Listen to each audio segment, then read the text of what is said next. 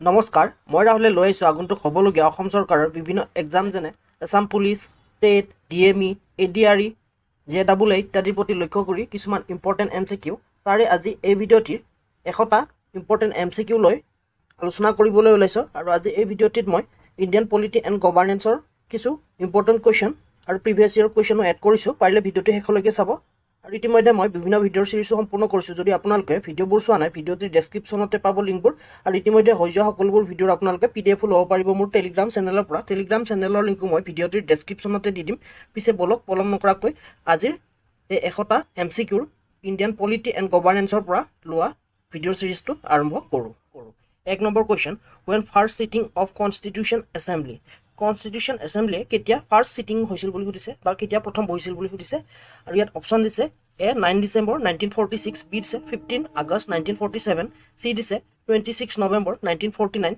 আৰু D option দিছে 26 জানুৱাৰী 1950 ইয়াৰ ৰাইট আনসাৰটো হ'ব A 9 ডিসেম্বৰ 1946 9 ডিসেম্বৰ 1946 তে কনষ্টিটিউশ্যন এছেম্বলিয়ে প্ৰথমখন সভা বহিছিল আৰু ইয়াত সভাপতিত্ব কৰিছিল ডক্টৰ সচিদানন্দ সিনহা আৰু তেওঁ আছিল টেম্পৰাৰী পিছলৈ ইয়াক ৰাজেন্দ্ৰ প্ৰসাদে পাৰ্মানেন্টলি টেক ওভাৰ কৰে আৰু তেওঁ 11 ডিসেম্বৰ 1946 ত ইলেক্টেড হয় তাৰোপৰি 15 আগষ্ট 1947 ভাৰতে স্বাধীনতা লাভ কৰে আৰু 26 নৱেম্বৰ 1949 ত ভাৰতৰ সংবিধানখন এডপ্ট কৰা হয় আৰু 26 জানুৱাৰী 1950 ত ইয়াক ইফেক্ট কৰা হয় বা কাৰ্যকৰী কৰা হয় আৰু এই 9 ডিসেম্বৰ 1946 চনত আন্ডাৰ কেবিনেট মিছন প্লেনৰ জৰিয়তে ভাৰতৰ সংবিধান সভাখন গঠন কৰা হয় next question 2 number when Indian Constitution was adopted ভাৰতৰ সংবিধানখন কেতিয়া এডপ্ট কৰা হৈছিল বুলি সুধিছে আৰু ইয়াত অপচন দিছে A 15 আগষ্ট 1947 B অপচনটো দিছে 26 নৱেম্বৰ 1949 C টো দিছে 26 জানুৱাৰী 1950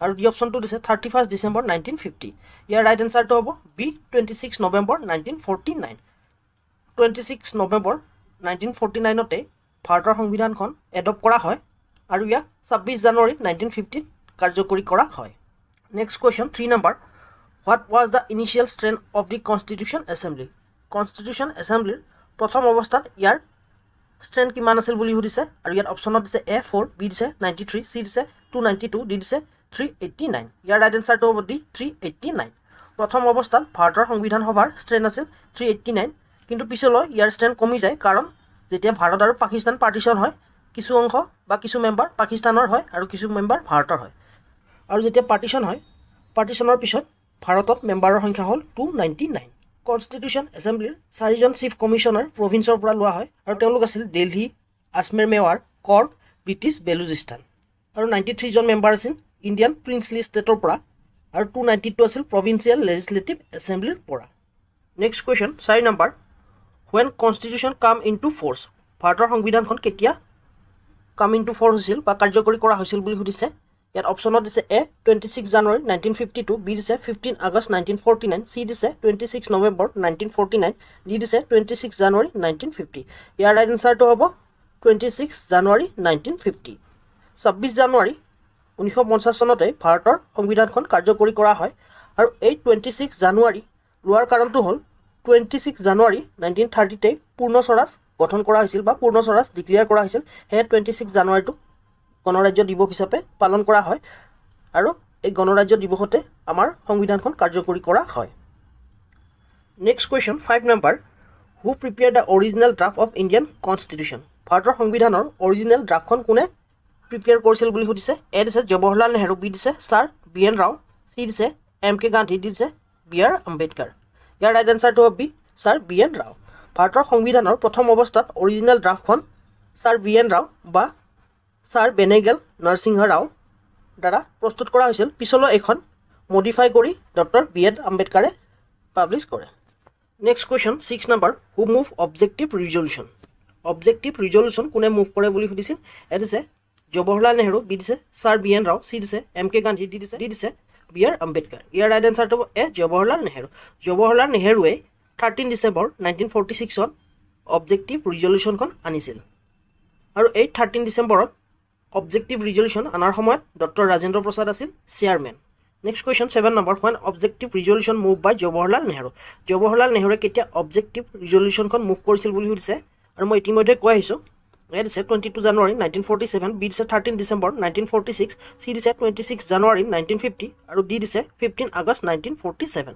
ইয়াৰ ৰাইট এনচাৰটো হ'ব B 13 ডিচেম্বৰ 1946। 13 ডিচেম্বৰ 1946তে অবজেক্টিভ ৰিজলিউশ্যনখন অনা হৈছিল। তাৰোপৰি 22 জানুৱাৰী 1947ত ইয়াক পাছ কৰা হৈছিল। Next question 8 number, when objective resolution was passed। Objective ৰিজলিউশ্যনখন কেতিয়া পাছ কৰা হৈছিল বুলি সুধিছে। ইয়াত A দিছে 22 জানুৱাৰী 1947, B দিছে 13 ডিচেম্বৰ 1946, C দিছে 26 জানুৱাৰী 1950 আৰু D অপশ্যন দিছে 15 আগষ্ট 1949। ইয়াৰ ৰাইট এনচাৰটো হ'ব A 22 জানুৱাৰী 1947। 1947ৰ 22 জানুৱাৰীতেই অবজেক্টিভ ৰিজলিউশ্যনখন পাছ কৰা হৈছিল আৰু এইখন আছিল ভাৰতৰ সংবিধানৰ fundamental principle and guiding philosophy for Indian constitution. Next question 9 number, our federal system is based on which model. ভাৰতৰ যুক্তৰাষ্ট্ৰৰ ব্যৱস্থা কোনখন দেশৰ আৰ্হিৰ বুলি সুধিছে আৰু ইয়াত অপশ্যনত দিছে A USA, B দিছে UK, C দিছে ফ্ৰান্স, D দিছে ইটালী। ইয়াৰ ৰাইট এনচাৰটো হ'ব A USA। ভাৰতৰ যুক্তৰাষ্ট্ৰীয় ব্যৱস্থাটো USৰ আৰ্হিৰ। তাৰোপৰি ইউকেৰ পৰা ভাৰতে পাৰ্লিয়ামেণ্টাৰী ছিষ্টেম লৈছে আৰু ফ্ৰান্সৰ পৰা লিবাৰ্টি, ইকুৱেলিটি আৰু ফেটাৰ্নিটি এডপ্ট কৰিছে। Next question 10 number, India borrow parliamentary system from which country. ভাৰতে সংসদীয় ব্যৱস্থাটো কোনখন দেশৰ পৰা আনিছে বুলি সুধিছে। A দিছে USA, B দিছে ব্ৰিটিছ পাৰ্লিয়ামেণ্ট, C দিছে ৰাছিয়া, D দিছে অষ্ট্ৰেলিয়া। ইয়াৰ ৰাইট এনচাৰটো হ'ব B ব্ৰিটিছ পাৰ্লিয়ামেণ্ট। ভাৰতবৰ্ষই সংসদীয় ব্যৱস্থাটো ব্ৰিটিছ পাৰ্লিয়ামেণ্টৰ পৰা আনিছে। Next question 11 number, who the temporary president of constitution assembly when it first met. প্ৰথমখন মিটিঙত ভাৰতৰ সংবিধান সভাৰ সভাপতি কোন আছিল বুলি সুধিছে আৰু ইয়াত অপশ্যনত দিছে A doctor Sachchidananda Sinha, B দিছে ছাৰ BN ৰাও, C দিছে MK গান্ধী, D দিছে ডক্টৰ BR আম্বেদকাৰ। ইয়াৰ ৰাইট এনচাৰটো হ'ব A doctor Sachchidananda Sinha. Doctor Sachchidananda সিনহাই আছিল প্ৰথমজন ভাৰতৰ সংবিধান সভাৰ প্ৰেচিডেণ্ট যি টেম্পৰাৰী আছিল আৰু তেওঁ সংবিধান সভা 9 ডিচেম্বৰ 1946ত যিখন প্ৰথম মিটিং হৈছিল তাতে তেওঁ আছিল সভাপতি। Next 12 number question, in India who is the head of state. ভাৰতবৰ্ষৰ ষ্টেটৰ হেড কোন সুধিছে। A দিছে প্ৰাইম মিনিষ্টাৰ, B দিছে CGI বা chief justice of India, C দিছে প্ৰেচিডেণ্ট, D দিছে গভৰ্ণৰ। ইয়াৰ ৰাইট এনচাৰটো হ'ব C প্ৰেচিডেণ্ট। ভাৰতবৰ্ষৰ ৰাষ্ট্ৰৰ হেড হৈছে প্ৰেচিডেণ্ট বা ৰাষ্ট্ৰপতি। Next 13 number question, who is the head of government in India. ভাৰতবৰ্ষৰ চৰকাৰৰ প্ৰধান কোন সুধিছে। A দিছে প্ৰাইম মিনিষ্টাৰ, B দিছে CGI বা chief justice of India, C দিছে প্ৰেচিডেণ্ট অফ ইণ্ডিয়া, D দিছে RBI গভৰ্ণৰ। ইয়াৰ ৰাইট এনচাৰটো হ'ব A প্ৰাইম মিনিষ্টাৰ। ভাৰতবৰ্ষৰ চৰকাৰৰ প্ৰথম মুৰব্বী হৈছে prime minister. Next question 14 number, in below which constitution is known as frozen constitution. তলত দিয়া কনষ্টিটিউশ্যনসমূহৰ পৰা কোনখন কনষ্টিটিউশ্যনক ফ্ৰ'জেন কনষ্টিটিউশ্যন বুলি জনা যায় বুলি সুধিছে আৰু ইয়াত অপশ্যনত দিছে A অষ্ট্ৰেলিয়া, B দিছে UK, C দিছে USA, D দিছে ইণ্ডিয়া। ইয়াৰ ৰাইট এনচাৰটো হ'ব A অষ্ট্ৰেলিয়া। অষ্ট্ৰেলিয়াৰ সংবিধানখনকেই ফ্ৰ'জেন কনষ্টিটিউশ্যন বুলি জনা যায়। Next question 15 number, in below which constitution known as rigid constitution. তলত দিয়া কনষ্টিটিউশ্যনসমূহৰ পৰা কোনখনক ৰিজিড কনষ্টিটিউশ্যন বুলি জনা যায় সুধিছে। A দিছে UK, B দিছে USA, C দিছে কানাডা, D দিছে ৰাছিয়া। ইয়াৰ ৰাইট এনচাৰটো হ'ব B USA। USৰ কনষ্টিটিউশ্যনকেই ৰিজিড কনষ্টিটিউশ্যন বুলি জনা যায়। 16 number question, India adopt a written constitution as which country. ভাৰতবৰ্ষই কোনখন কাণ্ট্ৰিৰ দৰে ৰিটেন বা লিখিত সংবিধান গ্ৰহণ কৰিছে বুলি সুধিছে। A দিছে কানাডা, B দিছে ৰাছিয়া, C দিছে USA, D দিছে UK। ইয়াৰ ৰাইট এনচাৰটো হ'ব USA। USৰ আৰ্হিতে ভাৰতবৰ্ষই লিখিত সংবিধান গ্ৰহণ কৰে। তাৰোপৰি ডি অপশ্যনটো দিছে UK। UKৰ কোনো লিখিত সংবিধান নাই। UKক বিভিন্ন আইনৰ জৰিয়তেহে পৰিচালিত কৰা হয়। Next 17 number question, which country is unitary form of government. তলত দিয়া দেশসমূহৰ ভিতৰত কোনখন ইউনিটাৰী ফৰ্ম অফ গভৰ্ণমেণ্ট আছে বুলি সুধিছে। A দিছে UK, B দিছে USA, C দিছে জাৰ্মানী, D দিছে অষ্ট্ৰেলিয়া। ইয়াৰ ৰাইট এনচাৰটো হ'ব A UK। UKতে ইউনিটাৰী ফৰ্ম অফ গভৰ্ণমেণ্ট আছে। তাৰোপৰি USA, জাৰ্মানী, অষ্ট্ৰেলিয়া এই গোটেইকেইখনতে ফেডাৰেল ফৰ্ম অফ গভৰ্ণমেণ্ট আছে। Next 18 number question, in below mention which country not federal form of government. তলত উল্লেখ কৰা দেশসমূহৰ ভিতৰত কোনখনত ফেডাৰেল ফৰ্ম অফ গভৰ্ণমেণ্ট নাই বুলি সুধিছে বা যুক্তৰাষ্ট্ৰীয় শাসন ব্যৱস্থা নাই বুলি সুধিছে। A দিছে USA, B দিছে UK, C দিছে ৰাছিয়া, D দিছে অষ্ট্ৰেলিয়া। ইয়াৰ ৰাইট এনচাৰটো হ'ব B UK। UKতেই যুক্তৰাষ্ট্ৰীয় শাসন ব্যৱস্থা নাই। বাকী USA, ৰাছিয়া, অষ্ট্ৰেলিয়া গোটেইকেইখনতে যুক্তৰাষ্ট্ৰীয় শাসন ব্যৱস্থা আছে। Next question 19 number, in below mention which is not features of federalism.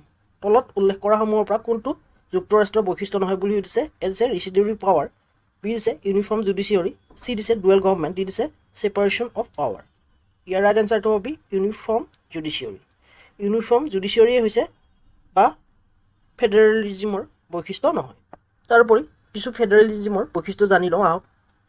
Dual government, division of power, federalist, written constitution, supremacy of constitution, rigid constitution, independent judiciary, bicameral legislature, এইবোৰ হৈছে যুক্তৰাষ্ট্ৰীয় শাসন ব্যৱস্থাৰ বৈশিষ্ট্য। আৰু ইউনিটাৰী ফৰ্ম অফ গভৰ্ণমেণ্টৰ কিছু বৈশিষ্ট্য জানি লওঁ আহক। যেনে centralisation of power, single government structure, no' constitutional division of power, uniformity of laws, flexibility of constitution, no' special judiciary, strong central leadership, subordinate local government, এইবোৰ হৈছে ইউনিটাৰী ফৰ্ম অফ গভৰ্ণমেণ্টৰ কিছু বৈশিষ্ট্য। Next question 20 number, which constitution was the first began with a preamble? তলত উল্লেখ কৰা কনষ্টিটিউশ্যনসমূহৰ ভিতৰত কোনখন দেশৰ কনষ্টিটিউশ্যন পোনপ্ৰথমে প্ৰিএম্বল আৰম্ভ হৈছিল বুলি সুধিছে। এ দিছে ইণ্ডিয়া, বি দিছে আমেৰিকা। ইয়াৰ অপশ্যনকেইটা ফুল হৈ আছে, এ বি চি ডি হ'ব লাগিছিল। ইণ্ডিয়া, আমেৰিকা, ব্ৰিটেইন, জাৰ্মানী। ইয়াৰ ৰাইট এনচাৰটো হ'ব আমেৰিকা। আমেৰিকাৰ কনষ্টিটিউশ্যনতে প্ৰথমে প্ৰিএম্বুলৰ ব্যৱহাৰ হৈছিল বা প্ৰিএম্বুলৰ আৰম্ভণি হৈছিল। তাৰ বাবে ভাৰতৰ সংবিধানৰ প্ৰিএম্বুলটো ডিজাইন কৰিছিল ৰাম মনোহৰ সিনহা বা ৰাম মনোহৰ সিনহাই ভাৰতৰ সংবিধানৰ প্ৰিএম্বুলৰ পেজটো ডিজাইন কৰিছিল। তাৰোপৰি দীনানাথ ভাৰ্গৱে নেশ্যনেল এমব্লেমটো ডিজাইন কৰিছিল। আৰু ভাৰতবৰ্ষৰ সংবিধানত যিবোৰ ৱৰ্ড লিখিছিল সেইবোৰ প্ৰেম বিহাৰী নাৰায়ণ ৰাজেদাৰে লিখিছিল। আৰু ভাৰতৰ সংবিধানত যি ডিজাইন আছে বা গ্ৰাফ আছে সেইবোৰ নন্দলাল বোস আৰু তেওঁৰ টীমে ডিজাইন কৰিছিল। তাৰোপৰি ভাৰতৰ সংবিধানে বিভিন্ন দেশৰ পৰা কিছুমান আৰ্হি গ্ৰহণ কৰিছে। মূলতে গভৰ্ণমেণ্ট অফ ইণ্ডিয়া এক্ট 1935 পৰা লৈছে। তাৰোপৰি ব্ৰিটিছ কনষ্টিটিউশ্যন, USA, আইৰিছ ইত্যাদিৰ পৰা কিছু লৈছে। ব্ৰিটিছ কনষ্টিটিউশ্যনৰ পৰা লৈছে parliamentary government, rule of law, single citizenship. USA পৰা লৈছে fundamental rights, independent judiciary, judicial review. Irish কনষ্টিটিউশ্যনৰ পৰা লৈছে directive principle of state policy, method of election of president, nomination of member to Rajya Sabha. কানাডাৰ কনষ্টিটিউশ্যনৰ পৰা লৈছে federal with a strong centre, residuary power with centre. অষ্ট্ৰেলিয়াৰ পৰা লৈছে কনকাৰেণ্ট লিষ্ট। জাৰ্মানীৰ পৰা লৈছে suspension of fundamental rights during emergency. ফ্ৰেন্সৰ পৰা লৈছে liberty, equality, fraternity. Soviet Union বা ৰাছিয়াৰ পৰা লৈছে fundamental duties, ideal of justice in the preamble. South আফ্ৰিকাৰ পৰা লৈছে procedure for amendment, election of member of Rajya Sabha. Japanese কনষ্টিটিউশ্যনৰ পৰা লৈছে procedure established by law. 21 number question, the term of preamble refers to. Preamble শব্দটোৱে কি সূচায় বুলি সুধিছে। আৰু ইয়াত অপশ্যন এ দিছে প্ৰিফেচ, বি দিছে ইণ্ড, চি দিছে ফিচাৰ্ছ, ডি দিছে ফিউচাৰ। ইয়াৰ ৰাইট এনচাৰটো এ প্ৰিফেচ। প্ৰিএম্বল শব্দটোৱে প্ৰিফেচ সূচায়। Next question 22 number, objective resolution draft and move বাই।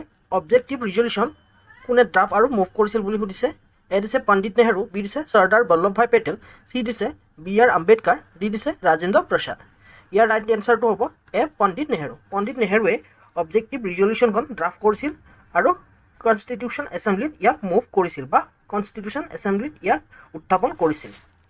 আৰু এইখন 13 ডিচেম্বৰ 1946 ইয়াক কনষ্টিটিউশ্যন এছেম্বলিত উত্থাপন কৰিছিল। আৰু 22 জানুৱাৰী 1947 ইয়াক কনষ্টিটিউশ্যন এছেম্বলিয়ে পাছ কৰে। Next question 23 number, in which year the constitution assembly was form. কোনটো বৰ্ষত কনষ্টিটিউশ্যন এছেম্বলি ফৰ্ম হৈছিল বুলি সুধিছে। আৰু ইয়াৰসমূহ দিছে এ 1934, বি দিছে 1946, চি দিছে 1947, ডি দিছে 1950। ইয়াৰ ৰাইট এনচাৰটো হ'ব বি 1946। 1946 কেবিনেট মিছন প্লেনৰ আণ্ডাৰত কনষ্টিটিউশ্যন এছেম্বলি ফৰ্ম কৰা হয় বা গঠন কৰা হয়। Next question 24 number, when Dr. Rajendra Prasad elected as permanent president of Constitution Assembly. Constitution Assembly permanent president হিচাপে ডক্টৰ ৰাজেন্দ্ৰ প্ৰসাদক কেতিয়া ইলেক্ট কৰা হয় বুলি সুধিছে। আৰু ইয়াতে অপশ্যন দিছে এ 9 ডিচেম্বৰ 1946, বি দিছে 11 ডিচেম্বৰ 1946, চি দিছে 13 ডিচেম্বৰ 1946 আৰু ডি দিছে 22 জানুৱাৰী 1947। ইয়াৰ ৰাইট এনচাৰটো হ'ব B 11 December 1946। 11 December 1946 doctor Rajendra প্ৰসাদক পাৰ্মানেণ্ট প্ৰেচিডেণ্ট হিচাপে ইলেক্ট কৰা হয়। তাৰ আগতে আছিল ডক্টৰ শশীদানন্দ সিনহা, তেওঁক 9 ডিচেম্বৰ তাৰিখে টেম্পৰাৰী হিচাপে চিলেক্ট কৰা হৈছিলে আৰু তেওঁক ৰিপ্লেচ কৰি ডক্টৰ ৰাজেন্দ্ৰ প্ৰসাদক পাৰ্মানেণ্ট হিচাপে ইলেক্ট কৰা হয়। তাৰোপৰি এই অপশ্যনটো দিছে 9 ডিচেম্বৰ 1946। এই 9 ডিচেম্বৰতে সংবিধান সভাই প্ৰথমখন মিটিং ষ্টাৰ্ট হৈছিল। আৰু ইয়াত ডি অপশ্যনটো দিছে 22 জানুৱাৰী 1947। এই 22 জানুৱাৰীতে অবজেক্টিভ ৰিজলিউশ্যনখন পাছ হৈছিল। Next question 25 number. In which year regulating act passed by the British Parliament? Regulating act kon British Parliament ketia pass korsil boli dise aru yat option A dise 1773, B dise 1784, C dise 1781, D dise 1833. Yar right answer to hobo A 1773. 1773 te British Parliament regulating act kon pass kore.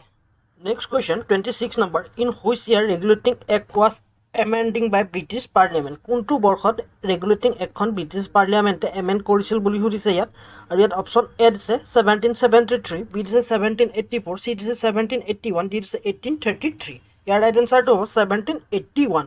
1781 চনতে British পাৰ্লিয়ামেণ্টে regulating এক্টখন amend কৰে আৰু যিখন অনা হৈছিল 1773. Next question 27 number. Which act was the final step towards centralization in British India? British India কোনখন এক্টৰ জৰিয়তে centralization কৰা হৈছিল শাসন প্ৰণালীটো বুলি সুধিছে ইয়াত আৰু ইয়াত অপচন এ দিছে regulating act 1773, বি দিছে act of settlement 1781, চি দিছে Pitt's India Act 1784, ডি দিছে Charter Act 1833. ইয়াৰ ৰাইট আনসাৰটো হ'ব দি Charter Act 1833. Charter Act 1833 জৰিয়তে ভাৰতৰ শাসন ব্যৱস্থাটোক centralization কৰা হৈছিল. Next question 28 number. From the which act governor of Bengal is called Governor General of Bengal? কোনখন এক্টৰ জৰিয়তে গভৰ্ণৰ অফ বেংগলক গভৰ্ণৰ জেনেৰেল অফ বেংগল বুলি কোৱা হৈছিল বুলি সুধিছে আৰু ইয়াত অপচনত দিছে এ ৰেগুলেটিং এক্ট 1773, বি দিছে এক্ট অফ সেটেলমেন্ট 1781, চি দিছে পিটছ ইণ্ডিয়া এক্ট 1784, ডি দিছে চাৰ্টাৰ এক্ট 1833. ইয়াৰ ৰাইট আনসাৰটো হ'ব এ ৰেগুলেটিং এক্ট 1773. এই ৰেগুলেটিং এক্ট 1773 মতে গভৰ্ণৰ অফ বেংগলক গভৰ্ণৰ জেনেৰেল অফ বেংগল বুলি কোৱা হৈছিল আৰু এইখন প্ৰথম শুধৰণি আহিছিল 1781ত. Next question 29 number. Preamble of Indian Constitution has been amended in which year? ভাৰতৰ সংবিধানৰ প্ৰিএম্বলটো কোনটো বৰ্ষত এমেণ্ড কৰা হৈছিল বুলি সুধিছে আৰু ইয়াত অপচনত দিছে এ 1976, বি দিছে 1978, চি দিছে 1995, ডি দিছে 1998. ইয়াৰ ৰাইট আনসাৰটো এ 1976. 1976 চনতে 42তম সংশোধনীৰ জৰিয়তে ভাৰতৰ সংবিধানৰ প্ৰিএম্বল সংশোধনী কৰা হৈছিল আৰু ইয়াক এতিয়ালৈকে বা বৰ্তমানলৈকে এবাৰে সংশোধনী কৰা হৈছে সেইটো হৈছে 42তম সংশোধনী আৰু ইয়াৰ জৰিয়তে সোশ্যালিষ্ট সেকুলাৰ ইন্টিগ্ৰিটি এই শব্দকেইটা এড কৰা হৈছে. Next question 30 number. How many time amended the preamble of Indian constitution? কিমান বাৰ ভাৰতৰ সংবিধানৰ প্ৰিএম্বল এমেণ্ড কৰা হৈছিল বুলি সুধিছে আৰু ইয়াত অপচনত দিছে এ 1, বি দিছে 2, চি দিছে 3, ডি দিছে 4. ইয়াৰ ৰাইট আনসাৰটো হ'ব এ 1. বৰ্তমানলৈকে ভাৰতৰ সংবিধানৰ প্ৰিএম্বল এবাৰে সংশোধনী কৰা হৈছে আৰু সেইটো হৈছে 42nd constitution amendment act. Next question 31 number. Who was the vice president of constitution assembly? Constitution এছেম্বলিৰ ভাইচ প্ৰেচিডেণ্ট কোন বুলি সুধিছে আৰু ইয়াত অপচনত এ দিছে H.C. Mukherjee and V.T.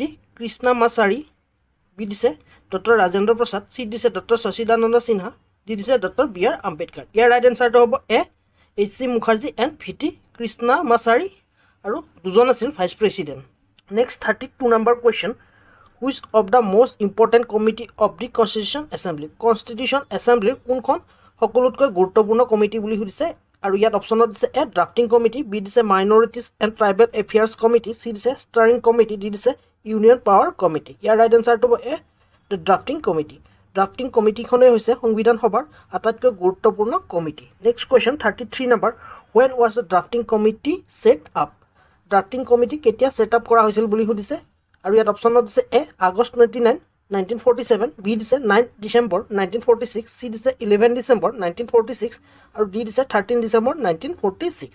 Year right এনসাৰটো হ'ব 29 আগষ্ট 1947 অৰ্থাৎ এ হ'ব ইয়াৰ right answer.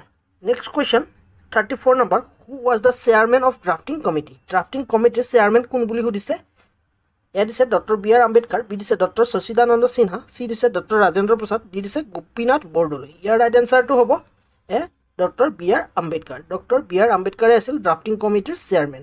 Next question 35 number. Which member was replace in drafting committee? কোনজন মেম্বাৰক ড্ৰাফটিং কমিটিত ৰিপ্লেচ কৰা হৈছিল বুলি সুধিছে আৰু ইয়াত অপচনত দিছে এ গোপালাস্বামী আয়াংগাৰ, বি দিছে আলাদি কৃষ্ণমাস্বামী আয়াৰ, চি দিছে বি এল মিত্ৰৰ, ডি দিছে ছায়েদ মহম্মদ ছাদুল্লাহ. ইয়াৰ ৰাইট এনসাৰটো হ'ব C B L Mitter. B L মিত্ৰকে কনষ্টিটিউশ্যনৰ ড্ৰাফটিং কমিটিত ৰিপ্লেচ কৰা হৈছিল. তেওঁ শাৰীৰিক অসুস্থতাৰ বাবে ৰিপ্লেচ কৰা হৈছিল আৰু তেওঁৰ ঠাইত এন মাধৱ ৰাও নিযুক্তি দিয়া হৈছিল। মুঠতে ড্ৰাফটিং কমিটিৰ 7জন আছিল মেম্বাৰ। তেওঁলোক হৈছে চেয়াৰমেন আছিল doctor B R Ambedkar, Alladi Krishnaswami Ayyar, N Gopalaswami Ayyangar, K M Munshi, Mohammad Saadulla, B L Mitter. তেওঁ শাৰীৰিক অসুস্থতাৰ বাবে ৰিজাইন দিছিল আৰু তেওঁৰ ঠাইত এন মাধৱ ৰাওক নিযুক্তি দিয়া হৈছিল। তাৰোপৰি ডি পি খেইতান তেওঁৰ মৃত্যু হৈছিল আৰু তেওঁৰ ঠাইত ৰিপ্লেচ কৰা হৈছিল T Krishnamachari. Next question 36 number, who was the chairman of the union power committee? Union power কমিটিৰ চেয়াৰমেন কোন বুলি সুধিছে? এ দিছে জৱাহৰলাল নেহৰু, বি দিছে গোপাল স্বামী আয়াংগাৰ, চি দিছে কে এম মুন্সি, ডি দিছে এছ বি পেটেল। ইয়াৰ ৰাইট এনচাৰটো জৱাহৰলাল নেহৰু। জৱাহৰলাল নেহৰুৱে আছিল ইউনিয়ন পাৱাৰ কমিটিৰ chairman. Next question 37 number, who was the chairman of the provincial constitution committee? Provincial constitution কমিটিৰ চেয়াৰমেন কোন বুলি সুধিছে? আৰু ইয়াত অপশ্যনত দিছে এ চৰ্দাৰ বল্লভভাই পেটেল, বি দিছে কে এম মুন্সি, চি দিছে গোপীনাথ বৰদলৈ, ডি দিছে এইচ চি মুখাৰ্জী। ইয়াৰ ৰাইট এনচাৰটো চৰ্দাৰ বল্লভভাই পেটেল। চৰ্দাৰ বল্লভভাই পেটেলে আছিল প্ৰভিঞ্চিয়েল কনষ্টিটিউশ্যন কমিটিৰ chairman. Next question 38 number, who was the chairman of advisory committee on fundamental rights minorities and tribal and excluded areas? Fundamental rights minority আৰু tribal আৰু excluded এৰিয়াৰ বাবে যিখন কমিটি আছিল সেই কমিটিখনৰ চেয়াৰমেন কোন আছিল বুলি সুধিছে। আৰু ইয়াত অপশ্যনত দিছে এ চৰ্দাৰ বল্লভভাই পেটেল, বি দিছে কে এম মুন্সি, চি দিছে গোপীনাথ বৰদলৈ আৰু ডি দিছে এইচ চি মুখাৰ্জী। ইয়াৰ ৰাইট এনচাৰটো হ'ব এ চৰ্দাৰ বল্লভভাই পেটেল। চৰ্দাৰ বল্লভভাই পেটেলে আছিল fundamental rights minorities and tribal and excluded এৰিয়াৰ এডভাইজৰী কমিটিখনৰ চেয়াৰমেন। তাৰোপৰি ইয়াতে যদি নৰ্থ ইষ্ট ৰিজনৰ বুলি দিয়ে তেতিয়াহ'লে হ'ব Gopinath Bordoloi. Next question 39 number, who was the constitutional adviser to the constitution assembly?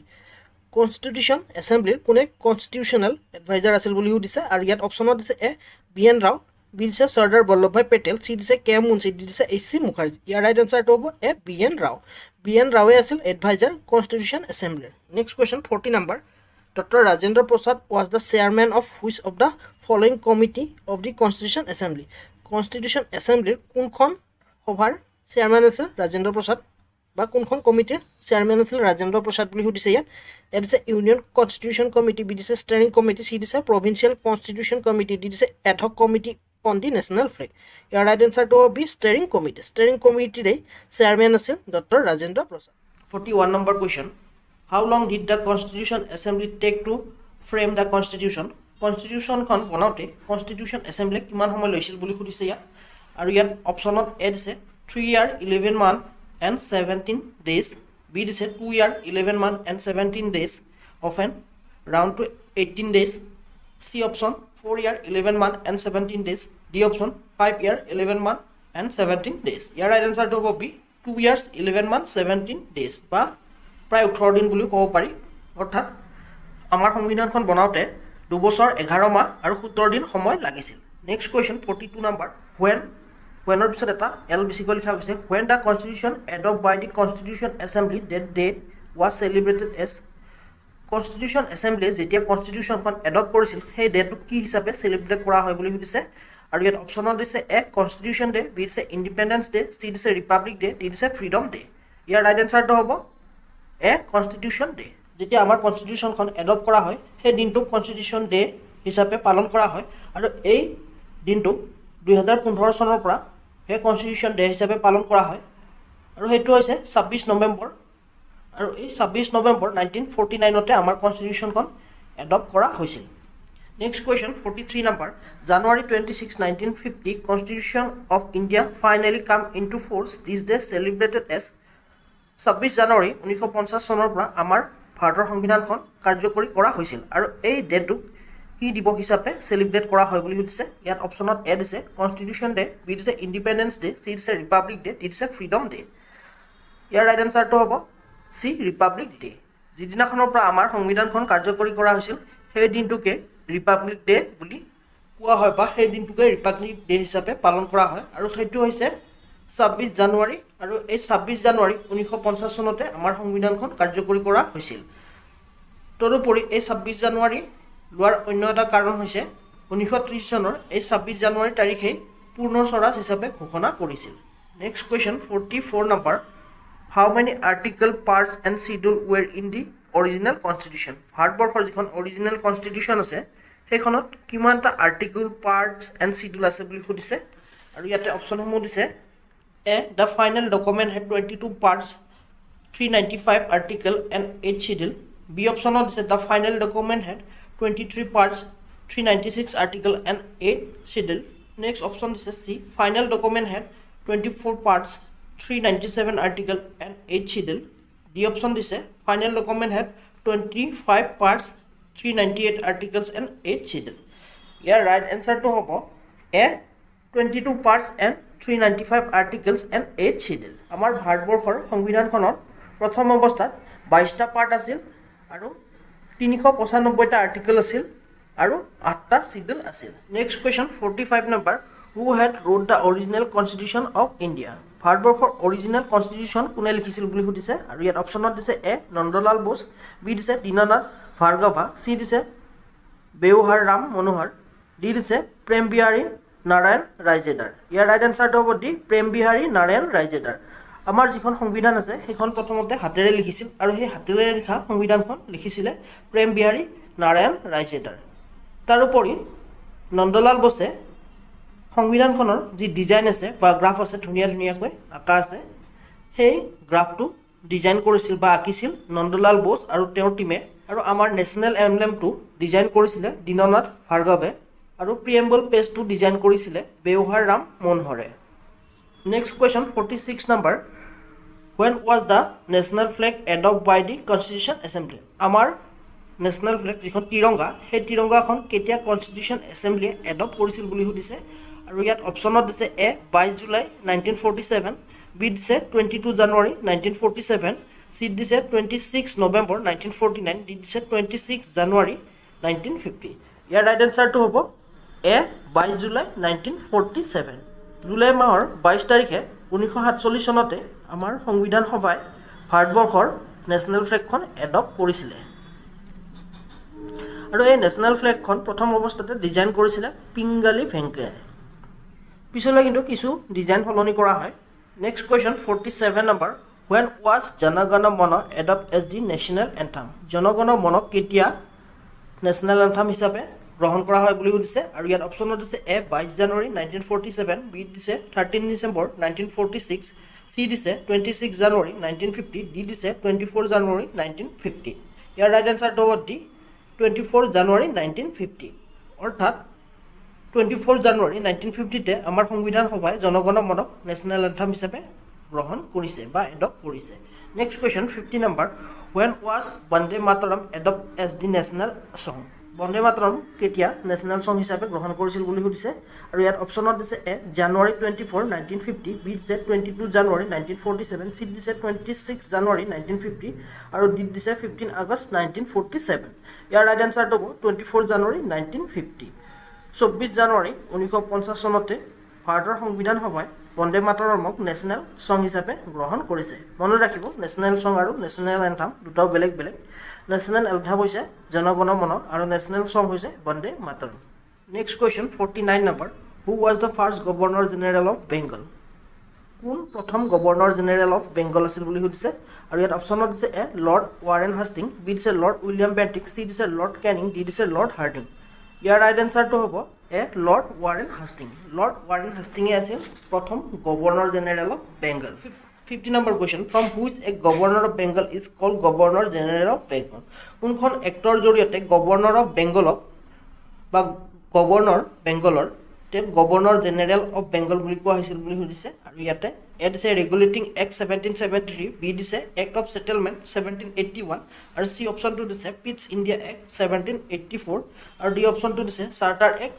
1833 ইয়াৰ ৰাইট আনসাৰটো হ'ব A regulating act 1773 regulating act 1773 মতে গভৰ্ণৰ অফ বেংগলক গভৰ্ণৰ জেনেৰেল অফ বেংগল বুলি কোৱা হৈছিল next question 51 number from which a governor general of Bengal is called governor general of India কোনখন এক্টৰ জৰিয়তে গভৰ্ণৰ জেনেৰেল অফ বেংগলক গভৰ্ণৰ জেনেৰেল অফ ইণ্ডিয়া বুলি কোৱা হৈছিল আৰু ইয়াতে অপচনত দিছে এ ৰেগুলেটিং এক্ট 1773 বি দিছে এক্ট অফ সেটেলমেন্ট 1781 সি দিছে পিটছ ইণ্ডিয়া এক্ট 1784 ডি দিছে চাৰ্টাৰ এক্ট 1833 ইয়াৰ ৰাইট আনসাৰটো হ'ব D charter act 1833 charter act 1833 মতে গভৰ্ণৰ জেনেৰেল অফ বেংগলক গভৰ্ণৰ জেনেৰেল অফ ইণ্ডিয়া বুলি কোৱা হৈছিল। Next question 52 number who was the first governor general of India. Governor general of India কোন আছিল বুলি সুধিছে, পোনপ্ৰথম। আৰু ইয়াত অপশ্যনত দিছে A lord Warren Hastings, B দিছে লৰ্ড উইলিয়াম বেণ্টিক, চি দিছে লৰ্ড কেনিং, ডি দিছে লৰ্ড হাৰ্ডিং। ইয়াৰ ৰাইট এনচাৰটো হ'ব B lord William Bentinck. Lord William বেণ্টিকে আছিল প্ৰথম governor general of India. Next question 53 number from which a governor general of India is called viceroy of India. কোনখন এক্টৰ জৰিয়তে গভৰ্ণৰ জেনেৰেল অফ ইণ্ডিয়াক ভাইচৰয় অফ ইণ্ডিয়া বুলি কোৱা হৈছিল বুলি সুধিছে ইয়াত। আৰু ইয়াতে অপশ্যন দিছে এ ৰেগুলেটিং এক্ট 1773, বি দিছে পিটছ ইণ্ডিয়া এক্ট 1784, চি দিছে চাৰ্টাৰ এক্ট 1833, ডি দিছে গভৰ্ণমেণ্ট অফ ইণ্ডিয়া এক্ট 1858। ইয়াৰ ৰাইট এনচাৰটো হ'ব the government of India act 1858। 1857ত চিপাহী বিদ্ৰোহ হৈছিল আৰু তাৰপিছতে 1858ত গভৰ্ণমেণ্ট অফ ইণ্ডিয়া এক্ট আহিছিল আৰু এই এক্টখন মতে গভৰ্ণৰ জেনেৰেল অফ ইণ্ডিয়াক বা তেওঁৰ নামটো সলনি কৰি ভাইচৰয় অফ ইণ্ডিয়া বুলি কোৱা হৈছিল। Next question 54 number which act known as act for good government of India. কোনখন এক্টক গভৰ্ণমেণ্ট এক্ট বুলি জনা গৈছিল ইণ্ডিয়াত বুলি সুধিছে। এ দিছে ৰেগুলেটিং এক্ট 1773, বি দিছে পিটছ ইণ্ডিয়া এক্ট 1784, চি দিছে চাৰ্টাৰ এক্ট 1833, ডি দিছে গভৰ্ণমেণ্ট অফ ইণ্ডিয়া এক্ট 1858। ইয়াৰ ৰাইট এনচাৰটো হ'ব D government of India act 1858। Government of India act 1858কে good government of India act বুলি জনা গৈছিল। Next question 55 number who was the first viceroy of India. কোন প্ৰথম ভাইচৰয় অফ ইণ্ডিয়া আছিল বুলি সুধিছে।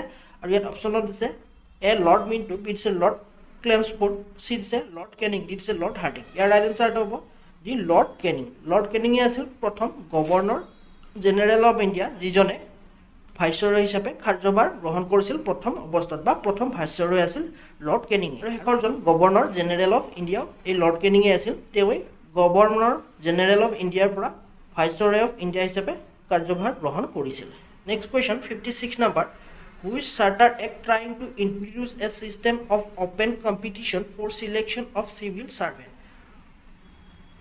কোনখন চাৰ্টাৰ এক্টে ট্ৰাই কৰিছিল চিভিল চাৰ্ভিচত অপেন কম্পিটিশ্যন অনুষ্ঠিত কৰিবলৈ। আৰু ইয়াতে অপশ্যনত দিছে এ ৰেগুলেটিং এক্ট 1773, বি দিছে ইণ্ডিয়া এক্ট 1784, চি দিছে চাৰ্টাৰ এক্ট 1833, ডি দিছে ইণ্ডিয়া এক্ট 1858। ইয়াৰ ৰাইট এনচাৰটো হ'ব C charter act 1833। Charter act 1833 civil চাৰ্ভিচৰ যে এক্সাম হয় সেই প্ৰক্ৰিয়াটোত অপেন কৰিবলৈ চেষ্টা কৰিছিল।